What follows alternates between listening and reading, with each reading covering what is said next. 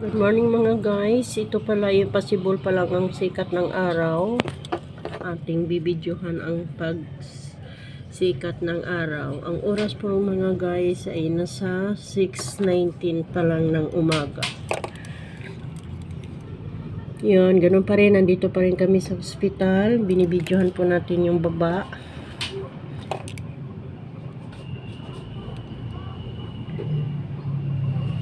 Yan, ang aga ng mga sasakyan, nagbiyahe na rin. Araw ng linggo ngayon, kaya medyo wala pang mga masyadong ang mga nurse. Siguro hindi pa nagdatingan yung mga pang umaga. Kaya dito muna tayo. Yung kulay dila rin yan guys is McDonald po yan. McDo.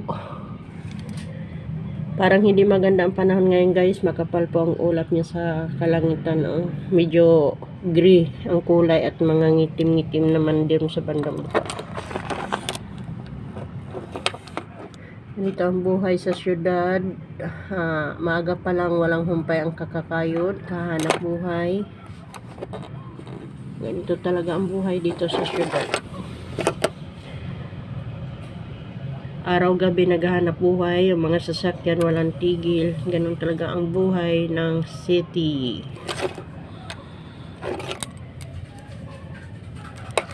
Mga ilang araw na lang kami dito guys, siguro makakalabas na kami kasi medyo okay na siya. Hintayin na lang namin yung ibang mga ibang mga pagsusuri at yung under observation pa rin siya ngayon.